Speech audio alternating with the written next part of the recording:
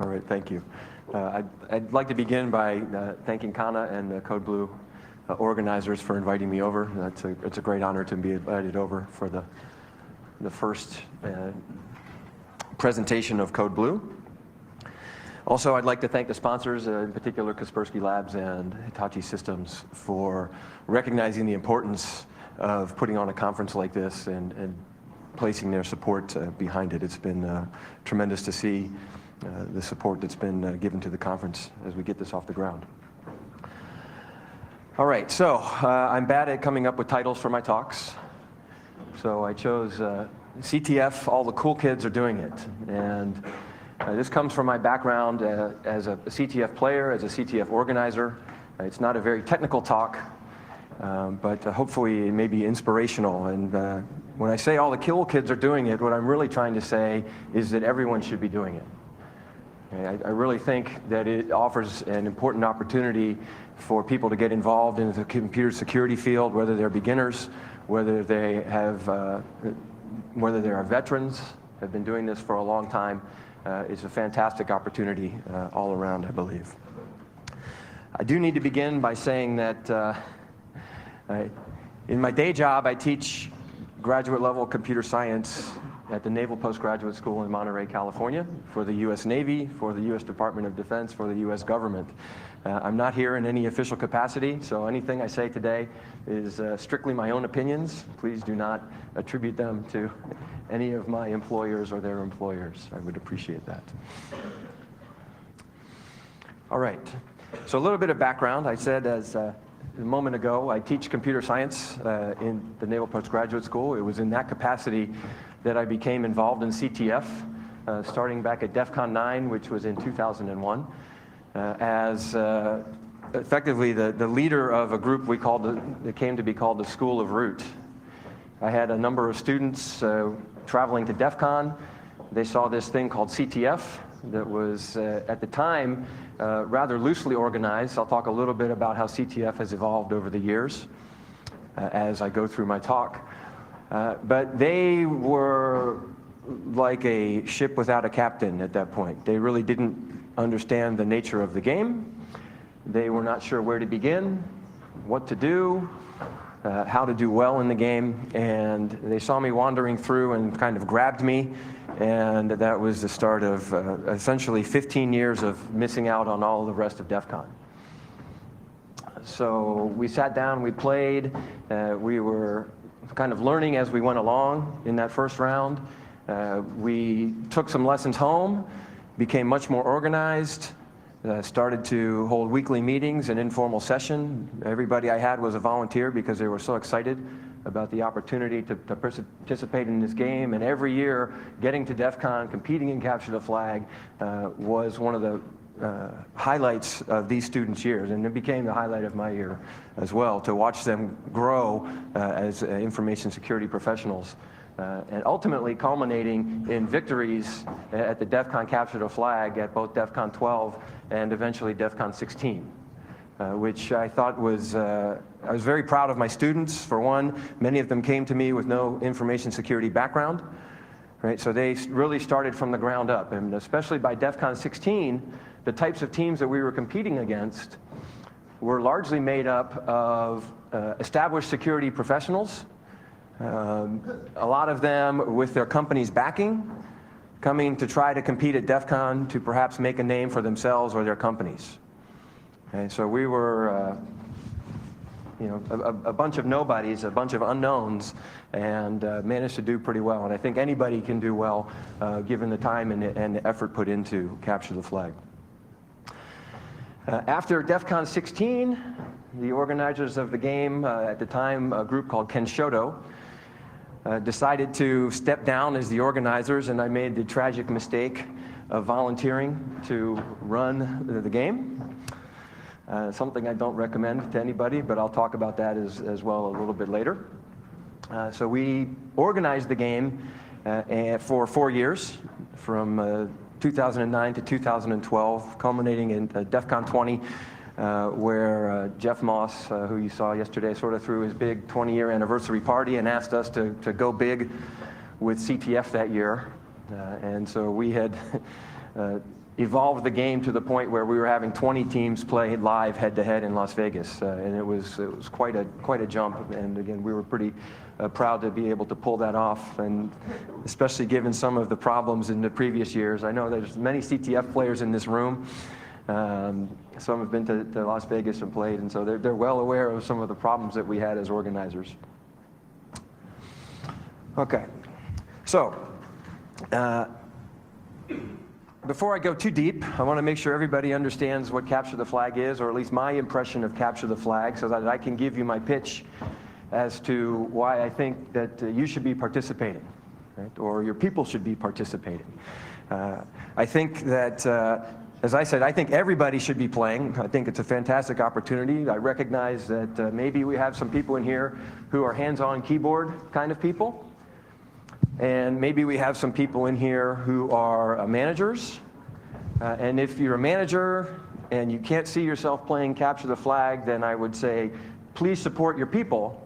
Please support those operators, those technical people, if they want to pursue Capture the Flag. Shall I hold on while we wait on the other screen? Anybody? Tessie? Somebody? Kentaro? I'll wait one moment.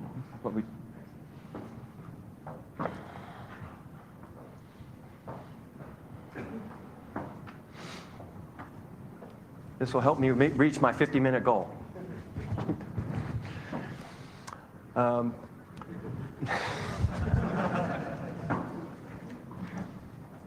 Somebody's playing Capture the Flag against this right-hand projector.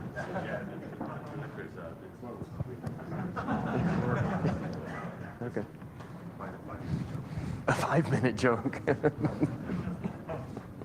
So there I was last night with way too much food in front of me, and my friend Thomas kept throwing it on the grill. Okay, start. All right, thank you. So I think I was encouraging managers to support your people if they choose to participate in Capture the Flag, or encourage them to participate in Capture the Flag. I think that they will be better people for it, and your organization will become better for them having developed their skills for many different reasons. So Capture the Flag, first and foremost, as the slide says, it's a game. Okay, it's a game that tries to model real-world problems in the security space and asks people to solve them. Okay. It's not purely realistic. Obviously, many of these challenges are custom designed by the organizers to be solved in a fairly short period of time. So you can't say that because somebody goes in to Capture the Flag and they're able to find an exploit and find a vulnerability and exploit that vulnerability in, say, 3 hours, that you can sit them down in front of any piece of software and they will be able to do the same. Right? Everything for Capture the Flag is scaled for the duration of the game.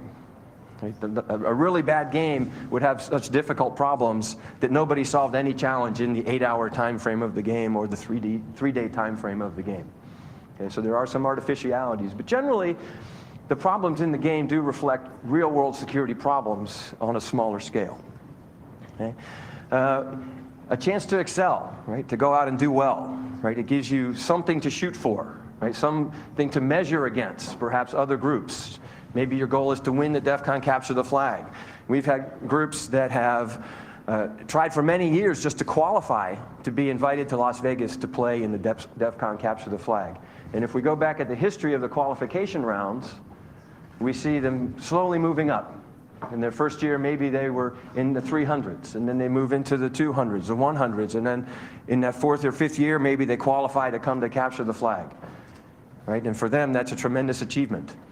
Okay? And for us as the organizers, or even as fellow competitors, you see them rising up the scoreboard, right? You realize that you have new competition that maybe wants to knock you out of your place in Las Vegas. If they qualify, perhaps you don't, right? So it spurs more competition, right? Everybody gets better. Everybody fights harder.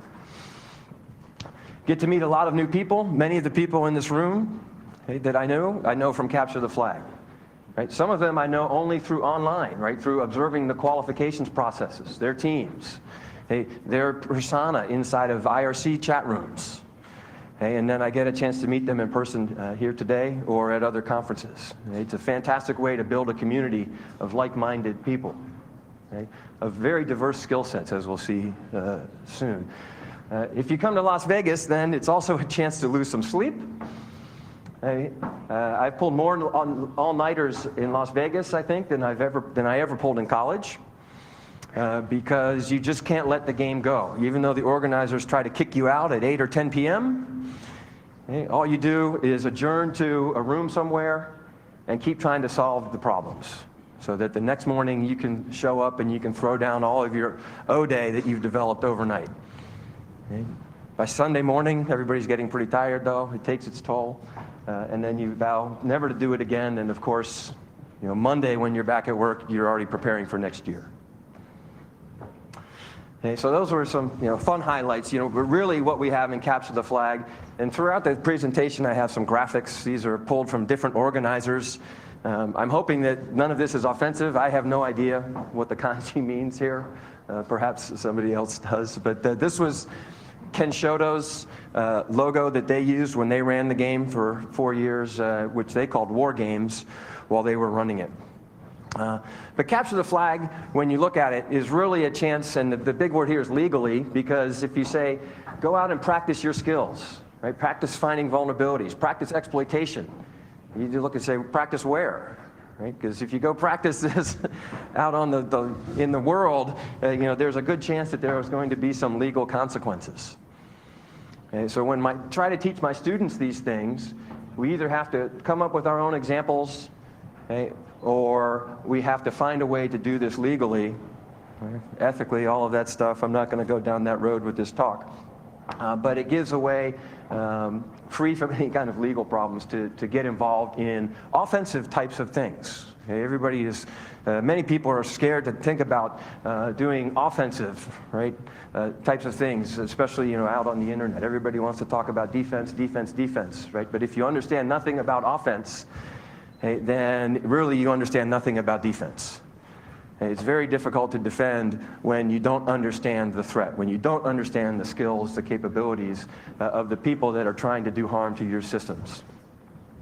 So depending on the type of Capture the Flag that you have, you will see skills exercised across many, many areas, and this is by no means a complete list. So we have system administration activities. You can do network traffic analysis, forensics, vulnerability analysis, and all the way up to exploitation. Cryptography, cryptographic puzzles, and understanding how to properly implement cryptography. We can do web-style attacks, database security, many challenges in the SQL injection, cross-site scripting, and many other web-type technologies are out there, and many, many more. This is by no means a complete list. And you see there are activities that do fall on the defensive side of things. Network traffic analysis. You may need to analyze those packets to understand what has happened in your network. System administration. Many times, some of the problems boil down to simple misconfigurations of the system that you need to defend. And somebody needs to get in there and understand how to audit that system and secure that system. Forensics, et cetera. Defensive task, offensive task. It really takes a well-rounded team to compete successfully and capture the flag. So there are really two kinds of capture the flags. Both of them involve an organizer spending time to develop challenges that are both reflective of real-world problems and hopefully are of interest to the participants in the game. We're really boring challenges that are too easy, challenges that are too hard. All of these take away from the fun of the game. And this can be one of the most difficult things for an organizer to understand, is just how hard is this thing that I'm creating for somebody else to solve. The organizer pours all of their heart, all of their knowledge into this challenge, and of course they know how they might solve it, but you never know exactly what approach somebody else might take to solve it, or whether you have created a challenge that requires what we usually call a leap of faith, where somebody trying to solve that challenge sees the problem, and then they see the answer, and they wonder, how did you get from point A to point B? What logic did you apply that made you choose that particular tool or technique to solve the problem? We try to avoid those, but it's not always possible. So the organizers poured their heart and soul to build this game, and usually there's two formats to the game. One I'll call Jeopardy style, and I realized as I was going through my slides that perhaps not everybody knows what Jeopardy is, but that's an American game show which asks contestants questions in a number of categories with an increasing difficulty level or increasing point value. Okay, so really you would choose a challenge, it would be associated with some difficulty, and for solving the challenge you get some points. Okay? In that, well, I'll get to that in a moment, but the other style would be what I'd call full spectrum, head-to-head, team versus team type of CTF. And by full spectrum I mean that you're employing every skill that you have as a security practitioner. Okay? Offense, defense, system administration, it's live. Right, so you're going to have to do live analysis on the wire to see what's going on. In the Jeopardy style, the challenges are just packaged, canned. You download them, you solve them at your own pace, and then submit the answer to see if you have it right and to be awarded some points. Okay, this particular graphic is the game board from a CTF that's called Plaid CTF, run by some folks out of Carnegie Mellon, called the Plaid Parliament of Poning. Some people have heard of them. They're very good CTF players. And this was a Jeopardy style, even though for those, again, familiar with Jeopardy, it doesn't quite look like a Jeopardy board, but you can see it's sort of a walk through a problem set. I think this one had about 38 problems, and each of the different colored rooms represented a different category of security problem. It might be cryptographic, it might be forensics, it might be, again, remote exploitation. Okay. This is more along the lines of a traditional Jeopardy board as first introduced by Ken Shoto for DEF CON 13 in their qualification process. The DEF CON Capture the Flag became so popular that they had to place a qualification round up front in order to limit the number of participants in Las Vegas. By the time we got to DEF CON 9, it was pretty loose. Anybody who wanted to play could show up. They could jack into the CTF network and just have at it. It was kind of a free-for-all. In fact, even the structure, even the goal of what you were supposed to do in that particular game wasn't really clearly defined.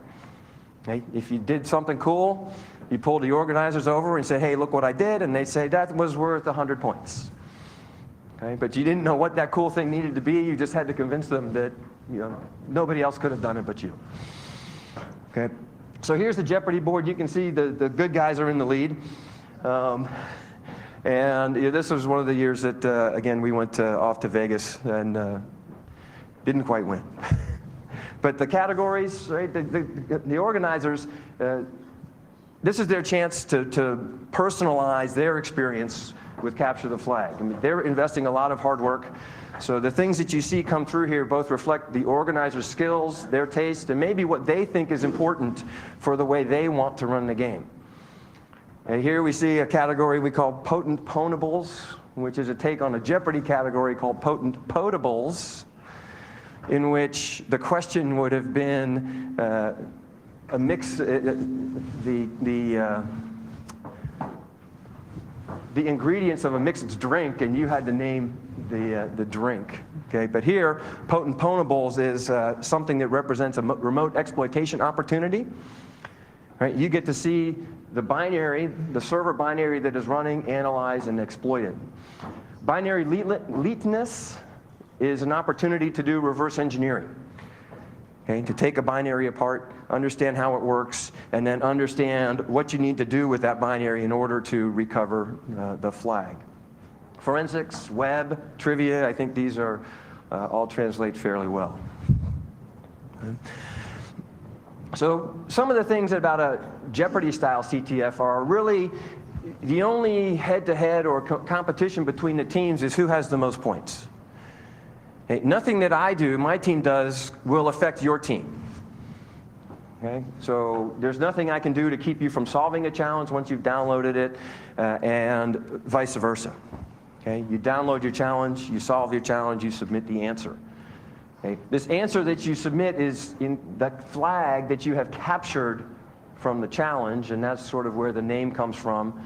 is that there's always some piece of information that you need to capture and submit to demonstrate that you have solved the problem. In these Jeopardy style, you tend to see a wider variety of challenges. Okay? And I say that these challenges don't need to be live, right? There's no, in many cases, there's no server that needs to keep running all of the time. Some of the challenges are packaged up in a file format. Okay? Maybe it's some packet captures. Maybe it's an image of a disk that needs forensics done on it. You just download it. Okay? You can solve it offline. You could download the puzzles. You can go away for the weekend, find your answers, come back, submit them, as long as the contest is still running. And you don't necessarily need to be connected. Okay? It leads to, like I said, a wider variety of challenges that can be offered in this type of game. And these tend to be easier to produce, so there are more of them. By easier to produce, I mean you need somewhat less infrastructure. In many cases, all you need is a web server to host your challenges. The teams download the challenges, and then you need an infrastructure to accept answers and award points. And that's really about it. You don't have to set up an infrastructure. There's not a lot of malicious activity. If you do offer a live exploitation challenge, you obviously have to have a server somewhere that's running that challenge. Hopefully you've coordinated with your ISP to let them understand that there may be malicious traffic inbound to that particular server. We've had Ken Shoto on a couple of occasions had their ISP pull the plug on them when during qualifications they observed what was happening on that particular link, going to their particular targets. So they had to quickly reorganize their infrastructure on somebody else's link. All right, head-to-head CTFs. So in a head-to-head CTF, usually, in most cases, teams show up all in the same location.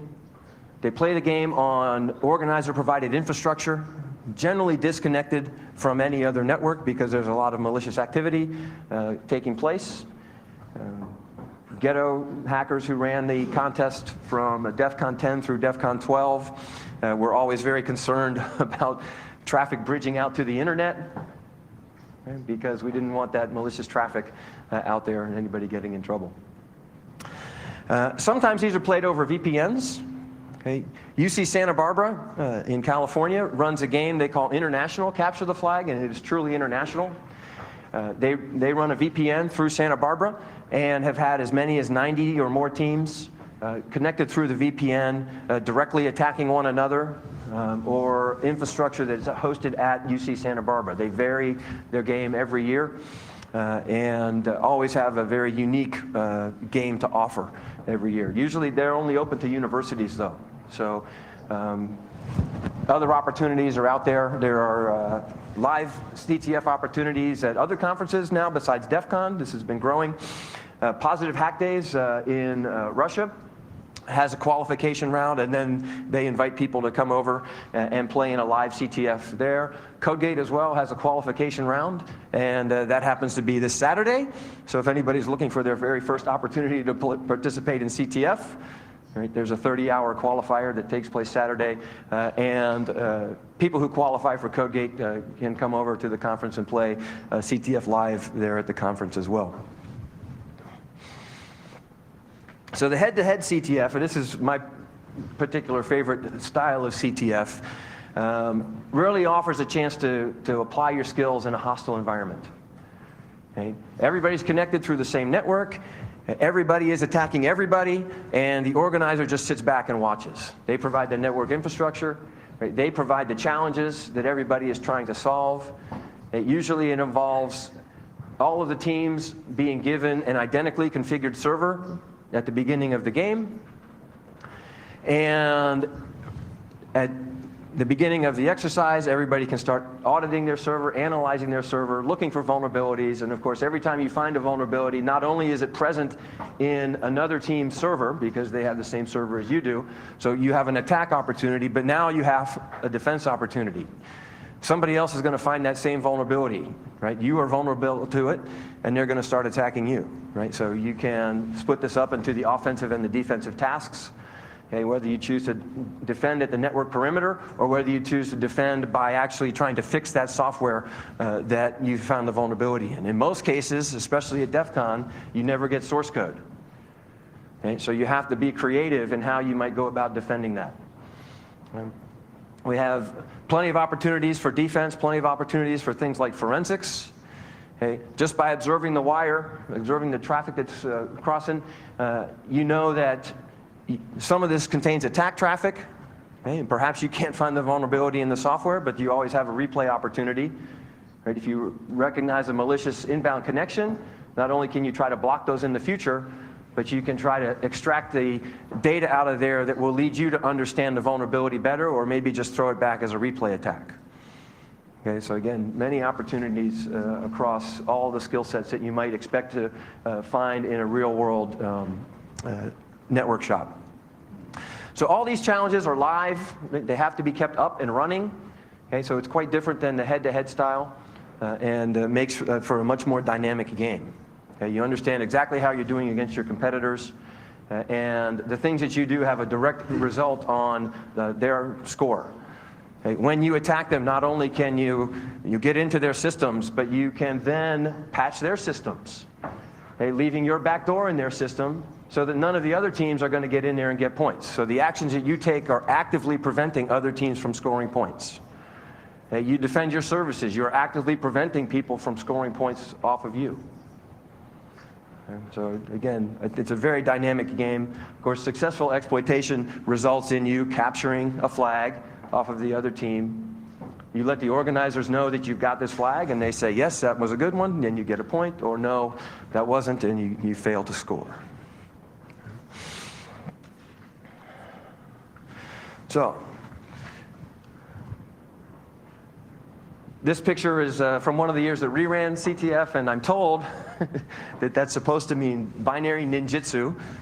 I hope that that's close. Again, nothing offensive, but that's what binjitsu, the concatenation was, and hopefully the kanji is close to that. So why do CTF? Again, it looks just like maybe an opportunity to go have fun, right? To spend some time with your friends at a conference in a pretty cool place, but really there's a lot more to that. Among other things, we like to host CTFs to generate interest in computer security. Okay? As an educator, right, I'm always struggling with how do I get my students interested in the security field. Okay? So we have traditional computer science, okay? And so that means people can go off and study algorithms, they can go look at artificial intelligence, databases, networks, and of course security is a subspecialty within computer science, but it sort of spans all of these other domains. And so how do we get people to think about security or specialize in the security field? Okay, and one way is to try to make it exciting for them, okay, and to immerse them in a capture the flag competition, which exposes them very quickly to all aspects of computer security, right, in a very compressed time frame, okay, is a great way I have found to motivate people. I can bring somebody in, and over the course of 8 hours or 3 days, right, they have their eyes opened fairly wide, okay, to a lot of the problems. They understand the difficulty, they understand the challenges. Right? Maybe they're just observers, but they see people solve these challenges and take great pride in solving them. And so we've motivated a lot of students just by inviting them to come watch us play Capture the Flag, because they had no idea what it was about. The organizers of these things are providing you with fresh challenges over and over again. Okay, whether it's the Jeopardy style or the live fire style, they have packaged up puzzles to be solved. Okay, and it's much nicer to go into one of these things knowing there's a vulnerability in there, knowing that you're going to reach your goal, okay, rather than picking up a piece of software. If somebody said to me, go find a vulnerability in Apache, the web server, I could certainly go off and try, but I have no idea whether I'll ever reach my goal or not. It may be a very secure piece of software. Maybe I could dedicate 3 months, 6 months, a year, 2 years to finding some kind of exploitable vulnerability, and I may never get there. Okay, so particularly for people who are new to this, the idea that we know there's a vulnerability in this piece of software, and we know that very good people can solve this in 8 hours or 3 days. Okay, it's a great opportunity. It's something for them to train with. Okay, instead of going back and finding the same tired old bugs in an FTP server that's 15 years old. Okay? Far too often we have classes out there that are relying on very old bugs in very old operating systems, okay, as their example piece of software. Okay? And here we have professionals designing small pieces of software that reflect current security problems, right? Not your same old tired stack-based buffer overflow, when these are much more difficult to perform today, given the nature of today's operating systems. Okay, so together, all of these challenges form a body of things to choose from, to pick and choose examples, either as an instructor or as a participant, okay, to demonstrate, again, many of the different security problems that we face today. Lastly, on this slide, it's a great way to build a community of talent, okay, not just within your own organization, okay, but getting out there, whether it's just in IRC, whether it's at a live exercise at a conference. Hey, your people are going to go out and they're going to meet like-minded people. Hey, they are going to learn from like-minded people. Hey, they're going to get into these online forums or whatever and trade ideas about the approach to solving a particular problem. Hey, I'm always amazed when I go look at the way people solve the problem. I took one particular approach and then I go look at this other approach and think, I never would have thought to use that particular set of tools. Hey, but everybody has a unique perspective. Hey, everybody has a unique set of tools. Hey, and the more you go out and listen to these perspectives and see what's out there, the tools and techniques, the more you improve your own skill set. Okay, so it's a great way to sort of get out of your shell, okay, and understand new tools, techniques, meet new people, etc. All right. Why participate? Because you want one of those things in the picture right there. Okay? Maybe. Okay? There's a lot of reasons to participate. Okay? Desire to learn, okay, because the challenges are very interesting. Okay? You want to see what somebody sets out there before you. You think there's nothing that somebody can come up with that I can't solve. And you quickly find out that you're wrong. Okay? But somebody else will solve it, right? And you can learn from having seen somebody solve that. Okay? I'll stress the legal aspect here. Right? It's generally a low-risk way to get into and exercise your offensive skills, okay, without worrying about the legal repercussions. You might play because you want bragging rights. Okay, again, the DEF CON Capture the Flag is seen as very prestigious. Okay, you can come away with a black badge and admission for life. In the US, there are many companies who sponsor their people, their time, their effort, perhaps even their travel and equipment, to first qualify for the DEF CON Capture the Flag and then go out to Las Vegas and try to win it. Okay, representing the company and realizing that then the company can come back and represent themselves as having the talent that went out and won the DEF CON Capture the Flag. Okay, for individuals, it's equally prestigious. Okay, as they market themselves, hey, they can point back to the DEF CON Capture the Flag and say, either I qualified, okay, which is, you know, a pretty good thing in and of itself, okay, or I went there and I won. I was on that team that won. Okay, and it becomes, again, you can say bragging rights, but it becomes a bullet point on your resume that at least in the US is understood as meaning that, you know, you have a particular talent level. Increasingly, there are prizes. CodeGate is offering, I think it worked out to roughly 4.3 million yen in prize money this year. Okay. The Positive Hack Days competition is offering about 900,000 yen in prize money.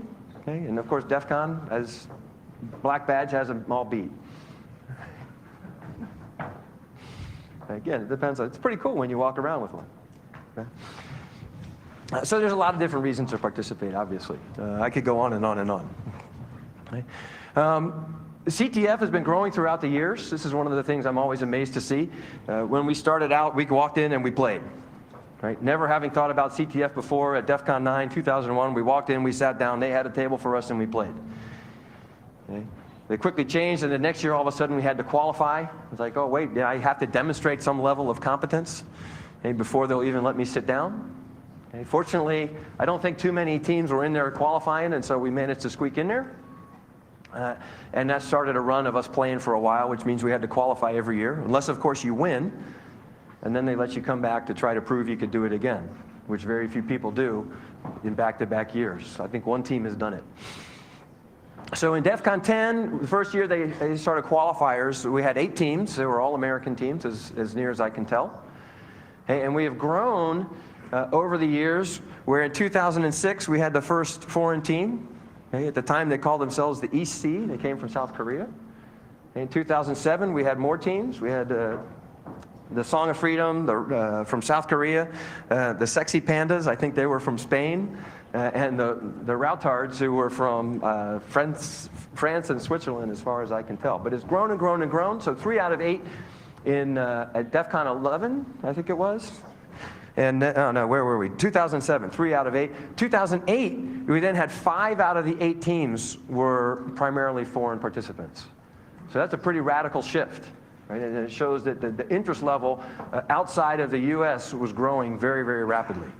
Okay? In fact, one year I think we had 3 of those teams were Korean teams. And so particularly in Korea, this seems to have caught on very quickly, and the capabilities rose very quickly to go from no teams to 3 teams over the span of just 3 years. Eventually, the Capture the Flag at DEF CON grew to about 20 teams, and where do I have the number? About 2/3 of those, when we finally finished running the Capture the Flag in DEF CON 20, about 2/3 of those were foreign teams, okay, from all over the world at this point. Okay, so it's really impressive to see the growth, not only of Capture the Flag at DEF CON, but Capture the Flag all around the world. From the qualification process, by the time we were done running it, we would see in excess of 500 teams register just to try to qualify, and that usually correlated to on the order of 2,000 people playing for the qualification rounds, trying to get to Las Vegas or more, because you can't always tell how many people are playing behind a particular registration. But that's a lot of people trying to get to Las Vegas. Okay. Similarly, when UCSB hosts their ICTF and they're hosting 90 teams connected across a VPN, that's a lot of people playing Capture the Flag for 8 hours. Okay. They started out in 2003 with just 14 teams that were all US teams, and they've grown to the international event again, in, like I said, 90 teams. Their entire website's dedicated to Capture the Flag. I think ctftime.org, I should put the link up there, but ctftime.org kind of gives you an overview of what's out there, the opportunities that are out there. And if you go look at the schedule, you can find an opportunity to do something Capture the Flag related almost every week of the year. Okay, whether it's the Code Gate qualifiers or Ghost in the Shell code or Positive Hack Days. Almost every week of the year there's something going on. Okay, often these qualifiers or events last for an entire weekend. Okay, so lots of opportunities. I play Capture the Flag in the car. You're driving from my house to my sister-in-law's house because I just can't get it out of me. And my wife gets to drive, and I'm sitting there playing Capture the Flag while we're going. Okay, so this is my pitch for Capture the Flag as a training opportunity. Okay, if you want to get involved in this, for one thing, there is a huge body of past challenges. There are websites dedicated to hosting this stuff. You can go find materials all the way back to DEF CON 10, posted online, that were the challenges that people had to solve, either in the qualifications round or in the actual event there in Las Vegas itself. About half my hard drive is dedicated to virtual machines, challenges, solutions to problems that I've acquired over the last 14 years. And I give these things out to students and refer back to them and so on as examples. So there's a tremendous amount of stuff. Again, you can go find the vulnerabilities in this. You can use them as a means of growing your skills, working your way up from very basic things to very advanced things. And the nice thing is, for the most part, solutions to any one of these problems are available online. So you can always take a peek at the answer if you need a hint, see how somebody else solved that, understand, again, what tools you may need to solve it, and advance your skills that way. Every new CTF provides you with a new assessment opportunity. You never know what that next CTF will look like. Okay? You can guess, based on the organizer's past behaviors, what types of things they may throw out there, but you never quite know. Okay? When we ran Capture the Flag, we thought binary reverse engineering and exploitation were the skills that we wanted to measure when people came to DEF CON. We felt like that represented sort of the pinnacle of attack skills. Okay? In other cases, sometimes those are very difficult to use in an 8-hour CTF, okay? Especially if you are really interested in bringing in beginners. If you drop a bunch of binary challenges on them, okay, they may have no idea how to proceed. And certainly at the end of the 8 hours, they may still be frustrated.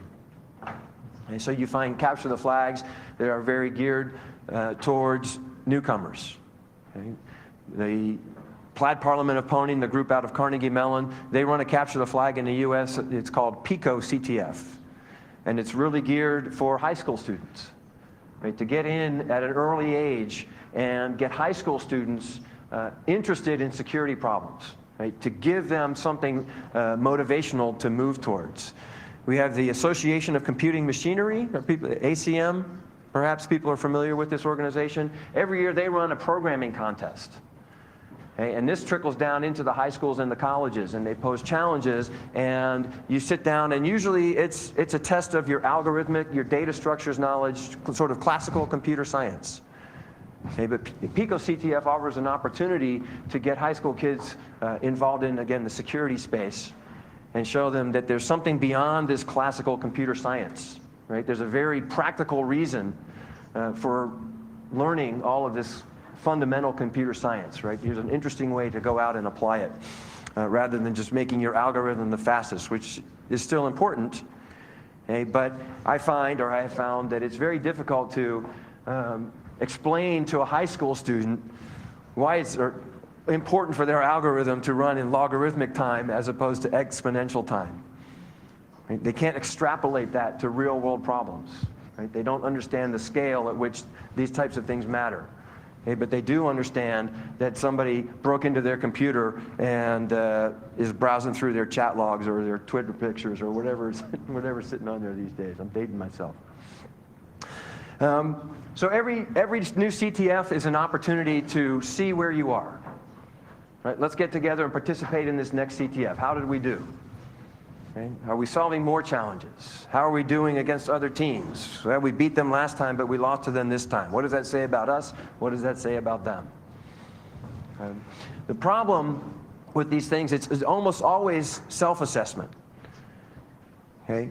And this is where, as an organizer, if you're looking to use CTF perhaps in-house, okay, it's easy to, well, with some thought, you can produce your own capture the flag exercise.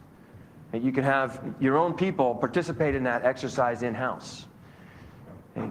But where things fall short is when there's a lack of feedback. And you come to DEF CON capture the flag, you finish, you did well or you didn't do well, now what? Okay? Who is there to tell you why you didn't do well? Okay? In most cases, nobody. Right? There's nobody to pick up that role as a trainer, as an educator, and help you improve your skills. Right? So you have to go back, try to understand why you did or didn't do well, okay? And try to address the areas where you perceive the need for improvement, okay? Which is not always possible. Right? You didn't have the skills to do well. Right? You may not have the skills to understand why you didn't do well. It would be useful to have a coach in this case. Okay? So I think there's a lot of opportunity there for people to package capture the flag, okay, as both an interesting event that people can participate in, okay, but also as an interesting learning opportunity by them providing the feedback. Okay, as the organizers, you can capture all of this data. You can sit down and say, well, look, here's target A and here's target B. Let's look at the network traffic that went between them. And as a security professional, these are the things that I see in that network traffic that you might have picked up on. Okay? Why did it look unusual? Okay? Why might you have understood that this was a successful attack? Okay? Or pick up any challenges. Here's the SQL injection problem. Okay? As a security professional, this is the way that I would have gone about finding this problem and exploiting this problem. Okay? Again, if you don't have those skills in-house, it's going to be very difficult unless somebody writes this up, okay, and posts the solutions, right, to necessarily to gain the skills to come back and succeed in the future. Right? So that's my big pitch about capture the flag. Is not only should you get involved in it, okay, but you need to find a way to benefit from it in the end, more than just having fun, more than just winning a prize. Okay? We need to find a way to bring those people along whose skills need to improve, okay, in a reasonable manner with an opportunity to come back and demonstrate, okay, that they have successfully applied and acquired these skills. Okay? Now, that having been said, right, pitching the idea of offering Capture the Flag as a learning opportunity, I don't think that I would personally recommend running your own Capture the Flag. This is just because I have the battle scars from having done it for 4 years. Okay? I think, yeah, you know, that's just my personal take. I would go back and do it again, I think, under the right circumstances. I had to step back, I had to take a breather, but I did enjoy it on some respect. Or that's last night's beer talking, I'm not sure. So if you do want to run a Capture the Flag, and this goes all the way back to about DEF CON 10, this is the ghetto hackers setup at the old Alexis Park. And they are the ones who really brought a lot of innovation into Capture the Flag, and much of today's Capture the Flag owes its success to the foundations laid by them. So I would say it's a totally thankless job. Very few people are going to come up to you and thank you for it. A lot of people will come up to you and tell you why your game was broken, and you know, why you were wrong and whatever, and why they were robbed and they should have won. I don't know. Lots of complaining. But if you give them some liquor, then that all goes away. The real benefits here are it's an opportunity to give back to the community. For us at DEF CON, at Capture the Flag. Okay, we've been playing for a long time. I think we played for 8 or 9 years. Right? A lot of great people had invested a lot of time to produce that game, to provide us that opportunity to have some fun, okay, to provide us with that learning opportunity, and we thought, okay, we'd like to try to give back and only hope that we can succeed and do as good a job as those that went before us. And I think that for the most part, that's why you see people stepping up to do Capture the Flags. Okay. Other things, though, you could use this for are definitely things like talent identification. Okay, again, we have things like the National Cyber Defense Competition, which is not a Capture the Flag, but invites colleges to come in and compete in a defensive-oriented competition, and it provides an opportunity to identify skilled individuals. You can almost use it as a recruiting tool. Okay, you could come to DEF CON and you could wander around the tables, look who's really solving all the problems, and then pull them aside and try to give them a job. And I'm sure there's many organizations that do that, and if they're not there live at DEF CON, they sure are looking for people listing this stuff on their resumes. Right? I have Capture the Flag experience. And if you ask the right questions or contact the right references, you'll know whether they're telling you the truth or not telling you the truth. You'll know whether they were the person who was fetching hamburgers, or you'll know whether they were the person who was writing exploits. Okay? So it's a great way to identify talent. Great educational opportunity. I have used it at Naval Postgraduate School as a means of just getting people excited about security problems, getting them involved. Okay? And if you can do that within your organization, if you can do that within your school systems, I think that you're doing a service right there. Right? Get these people involved early. Right? Motivate them to pursue computer science as a profession. Okay, motivate them to apply their skills to making the world a better place. Preferably, I recognize that some of these aspects are offensive aspects, okay? But again, if you understand how you can use something offensively, then in all likelihood, you understand exactly how to defend against that thing. Okay, when we go and find vulnerabilities in a piece of software, you know exactly how you're exploiting it. You've seen how it's vulnerable, okay? And in all likelihood, you know exactly how it should be fixed. And then it's just a matter of which way do you choose to turn your talents. Right? You want to go to the dark side, or you want to go to the light side. For organizers, I think that if you are selling this as an educational opportunity, okay, then you really do need to provide a feedback mechanism after the event. It can't just be, come play Capture the Flag, you're going to have a lot of fun, and then after the event ends, nobody hears from you. Okay? I don't know of any instance, my group included, in which the organizers themselves came out and posted all of the solutions to the problems that they posed during the Capture the Flag. And well, there's nobody better to come along and say, this is why I wrote the challenge the way I did, and this is exactly how I would have solved that challenge if I was playing, or this is exactly how I thought that the players were going to solve that challenge. And so you get to see, right from the author, understanding what they were thinking, why was the challenge relevant, how might they have solved it, and then you compare it to other solutions that might eventually get posted and say, well, that was really unique or not, as I've mentioned before. Okay? So teaching the people about the challenges after the event ends, I think, is just as important as offering them the opportunity to participate.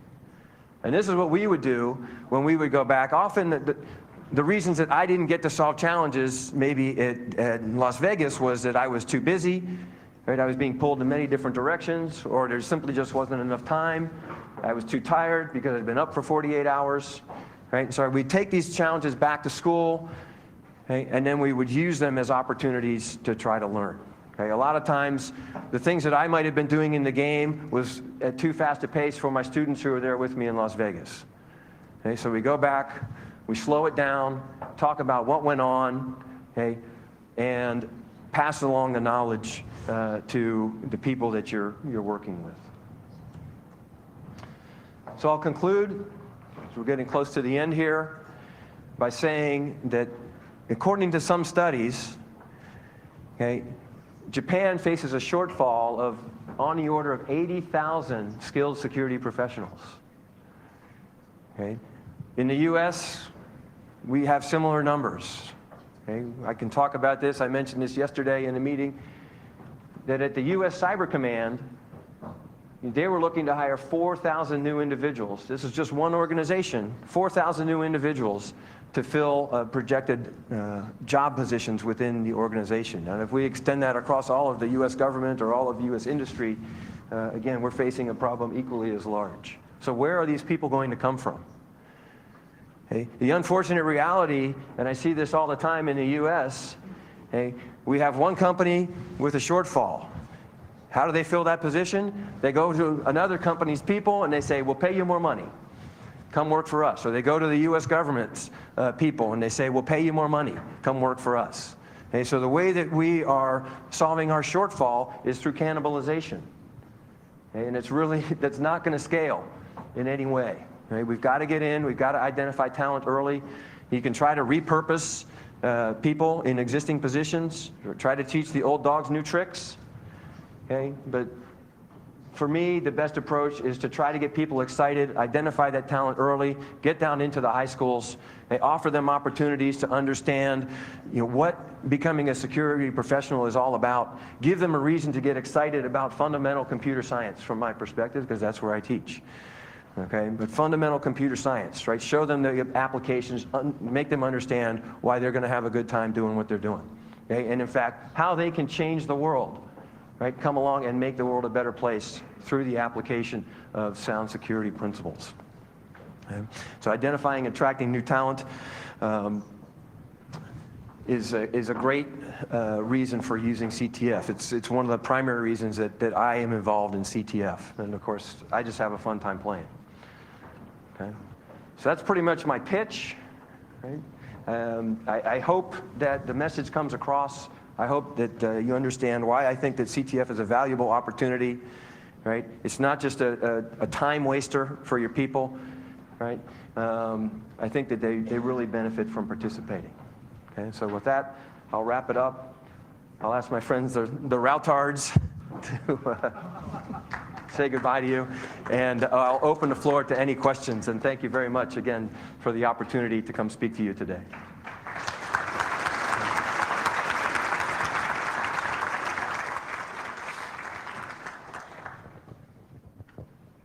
面白い話ありがとうございました。CTF の主催やめた方がいいっていうアドバイスあったんですけど、全然そんなことないと思うので、皆さんぜひやってください。楽しいです。That was really a joke. Please don't let my experience deter you. Right? There are plenty of people who get bit by dogs, and there are plenty of people who love dogs. So I was bit by the CTF dog, and don't let that be you. はい、彼も発表にあったと。CTF は実務者を発掘するには最適なツールなんですね。でそういう意味で、セキュリティキャンプですね、経済産業省の下のセキュリティキャンプの実行委員長されていた園田さんいらっしゃいますか。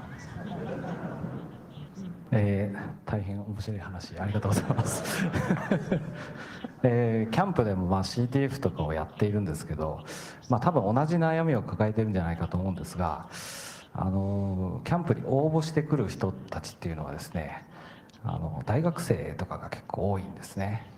それに対してこいつは来てほしいなというふうに、受け入れたいというふうに思う人材というのはやっぱり若い人が多い。元高校生とかですね、高専生とか。だから若いうちにどういうふうに刺激を与えるかという意味で、CTF っていうのは非常にいい、やり方だと思うんですけども、もっとたくさんの若い人にそういうですね刺激を与えて来てもらうにはどうしたらいいでしょうかというちょっとその辺のご意見を伺いたいと思いますが。That is a fantastic question. I don't have the answer, but I will suggest that we need to take a critical look at how we introduce high school students to computer science. Again, I come from a computer science background. So in the US, this has been to offer programming classes. But if we require that people understand programming before we invite them to get involved with CTFs, then we're not going to get there. So for many of our students, they're not seeing programming opportunities until 1 to 2 years prior to graduating. That's too late. Okay, so we need to find a way to package security problems in an interesting way for high school students to understand the significance of these problems without requiring them to have a programming background as an entering argument. Okay, so for them, you can even open this up and think about online dangers for children. And you can invite them in to say, what are the dangers of exposing too much information? Or how are people stealing this information from you? And invite them in and show them that these problems are very real. And invite them to learn about how these things take place and encourage them certainly to become part of the solution. Okay, whether they initially just learn to apply better security practices in their everyday use of technology, okay, or whether they then move in to maybe this becomes the spark to motivate them to learn to program. Okay, but it needs to happen earlier so that they still have time left in their high school education to take a deeper dive before moving on to university and choosing perhaps computer science or some information science as their profession. I hope that answers your question. ありがとうございます。Thank you very much. Thank you. Hi, Chris. Thank you very much for your talk. I mean, the CTF. I'm one of the inspired to work through all CTF games and learn a lot of challenges. I would like to ask the questions. Here you find a room, all are boys and men only. Just a few population of the females or girls. CTF games, really fun, all right? More girls is better. So, do you think in your experience, proportion is just one, not enough, dude. And do you think we could turn the education from your experience, the education CTF games could turn more girls from computer science degree to learning through the CTF games, and they will more passionate to do the computer science work, computer security work? Again, another good question. I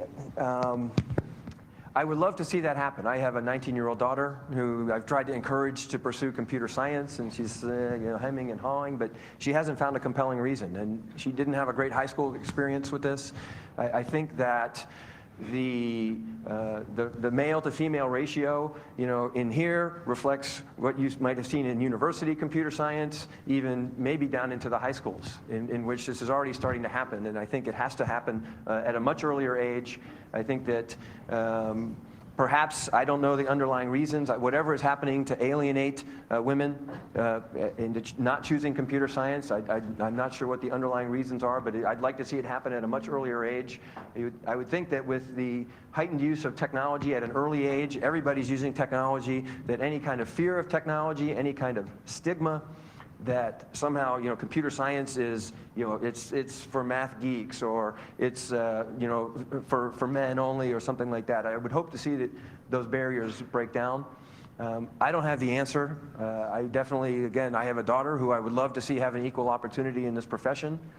You can think of other societal reasons, perhaps, but I think that CTF does offer an anonymous opportunity to get involved. Okay, a lot of times maybe there's some pressure or some hesitation to get involved in a predominantly male industry. Okay, but if CTF, you can participate for the most part online anonymously. I can sign up, I can participate, I can get good, and there's no reason why these pressures should exist in what can be almost an anonymous activity. Okay, so if we can somehow promote CTF with women, make them understand that it's a perfectly acceptable career path, I think that would be a fantastic thing to see. Okay? It's a problem that's asked over and over. I wish I had the solution. I think all of us, even conference organizers, this is something that comes up over and over again. Why don't we see more women at the podiums? Right? Same problem. Right? It's got to happen earlier. We got to get them excited earlier. We got to encourage them and welcome them into the community. So, two questions combined in one. Have you heard of CTFtime.org? Have I heard of CTF Time? Yeah. Oh, yes. I mentioned it during my talk. Sorry, I missed half of it. Yes, yeah, CTFtime.org. I think it's a fantastic site. Yeah, so what do you think? Well, I'm one of the people who are running CTF Time, actually. So, it's horrible. No. What do you think of splitting CTF ranking into two leagues, like junior league and like professional league, or kind of? I like the idea. You can talk to Jeff, who Jeff wanted to see DEF CON become the World Series of CTF, so sort of the pro league. I think it's very difficult to come up with a ranking scheme. You have to look at each individual CTF and somehow assess were the challenges representative, was there a good mix, was there an equal opportunity or expectation for people to get involved and solve the answers. So how do you assign points? Why is this challenge harder than this other challenge? Or how do you keep people, if you want to say, well, this is a professionals event, right? How is that for anybody? Or this is an amateur event. How do you keep the professionals out of the amateur event from inflating scores or helping boost other people up into the professional side? I'm not sure. We wrestled with the problem of, during qualifications, how do we know that 5 of those 20 teams aren't the same team? Right? So just to keep things sorted out, unless you have like strong identities, online identities and identity checking and making sure that, this person is a professional and can only participate in the professional events, and they're not also participating as an amateur over here and looking like the best amateur in the world when in fact they're a professional. So I like the idea of the rankings. I think it's a really hard problem to solve. Yeah, I wish I knew how to solve it. We struggled with coming up with some events that we considered as automatic qualifiers to get you to Las Vegas. I'm pre-qualified. I won the UCSB ICTF. So we issued an invitation to the winner there. Now, was that the right capture the flag? Were they going to do a good job if they came to Vegas? First and foremost, we wanted the people that we invited to Las Vegas to represent themselves well. We didn't want somebody to come and fail completely. Okay? We tried that experiment one time, and we invited the team to come. I won't tell you what event they came from, but they came to Las Vegas and scored 0 points because they were really out of their league. I think they had a good time. They hopefully were motivated to go home and learn a lot, but I also hope they didn't feel like a punching bag by the time they left there on Sunday. So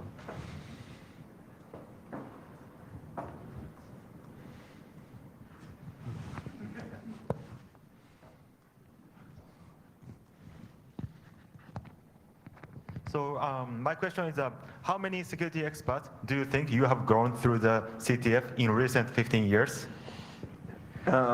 Personally, through my group, the School of Root and the Naval Postgraduate School, we've probably put out 200. We're only taking in about 20 to 30 a year for the past 10 years. So for us to get half of them and turn them into security professionals, I think is pretty good. Based on the growth of CTF throughout the years, just the number of people qualifying, I would say that we've attracted thousands of people into at least CTF. Now, they may have already been professionals before, so that's a very difficult thing to say. How many new have we created? And the next question is, how many security experts do you think you have grown up indirectly through the CTF? I mean, through the 200 people you have grown up. So through the 200, I know that many of those 200 have turned around and become teachers themselves. And so I would say that that's probably 4 to 1. So indirectly, another maybe 800, right? And so they told one friend, and they told one friend, and this can grow very quickly if people share, right? If people adopt a community mentality, right? So that where they want to pass along their knowledge, that's really important. Yeah. Thank you. Because I asked a question because I just want to figure out how to solve the shortfalls of the 80,000 people. Okay. Thank you. Yeah. So one example would be the folks at Carnegie Mellon, the Plaid Parliament of Pony. They started out as players, and now they're producing 2 different types of CTFs. Right? They have the Plaid CTF, which is sort of a world-class event, and then they have Pico CTF, where they're also teaching into the high schools. Yeah, so I really like to see that. Right there.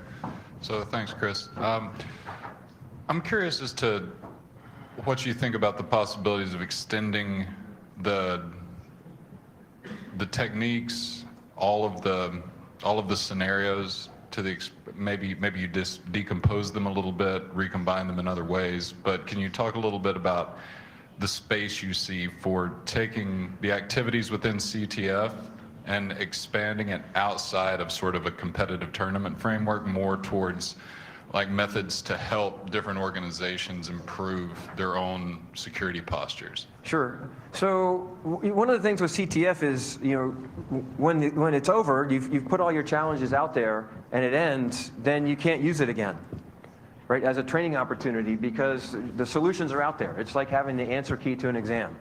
So there's when you want to do this as a training opportunity, you really have to invest in scenario development and some way to keep the game fresh, okay? And whether it's a scenario-based event, right, with some challenges, and maybe these scenarios mirror real-world problems, real-world incidents, something like that. I think that it's a really difficult problem. You can encourage your people to participate in CTF, but if you want to start doing this, at a regular interval, in-house perhaps, right, or just as a service to the community or the world, then it takes a significant investment in time and money just to have the authoring of the game itself. You can have the best infrastructure in the world, but the scenarios have got to be kept fresh.